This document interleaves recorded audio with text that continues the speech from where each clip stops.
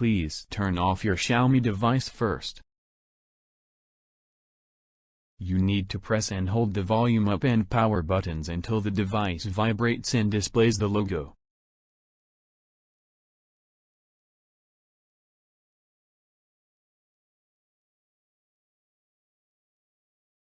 If you did it correctly, the device should show you the MIUI recovery main menu.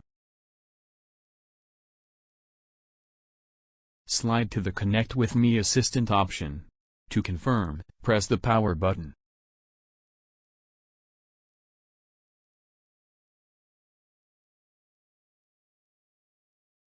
If you did it correctly, the device will show you the following screen.